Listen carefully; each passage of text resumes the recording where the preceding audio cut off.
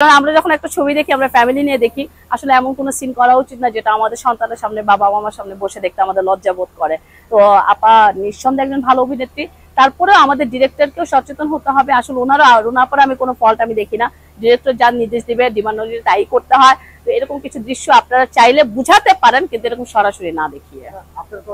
রুনা আপা একজন তুখোর অভিনেত্রী, তাতে কোনো সন্দেহ নেই। অভিনয়ের ক্ষেত্রে সে অনেক দক্ষ, তার কথা আসলে বলাটাও আমার বোকামি হবে। কিন্তু আসলে সে কেন করছে না করছে এটা তো তার সম্পূর্ণ, সে অনেকবারই এই প্রশ্নগুলো সাংবাদিক তাকে করেছে। সে একটা কথাই বলেছে, সে যাদের ফ্যাশন শো গুলো করে এগুলো অনেক হাই কোয়ালিটির ফ্যাশন শো করে, এবং আসলে কি চয়েসটা হচ্ছে ব্যক্তির উপর নির্ভর করে। সে যদি চিন্তা করে এটাতে সে কমফোর্ট, আসলে তাহলে সে কমফোর্ট।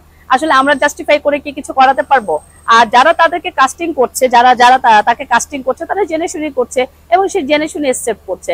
তবে রুনা খান আপা একজন সিনিয়র আর্টিস্ট, সে অবশ্যই তুখোর অভিনেত্রী, সে ভালো ভালো কাজ করতে পারে। আমার মনে হয় না এত অন্তরঙ্গ, হয়তো বা ছবিটা প্রোভাইড করে যাবে ভালো দিকে নেওয়ার জন্য বা খুব পজিটিভ দিক দেখানোর জন্য বর্তমান কাজের, এই জন্য হয়তো সে দৃশ্যটা করেছে।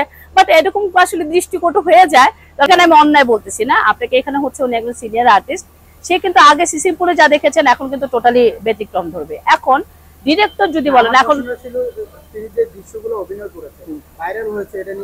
হ্যাঁ এটা নিয়ে কন্ট্রোভার্সি হয়েছে, এটা নিয়ে অবশ্যই কন্ট্রোভার্সি হয়েছে, ডেফিনেটলি প্রভাব। আমি সেটাই আপনাকে বলতে চাচ্ছি,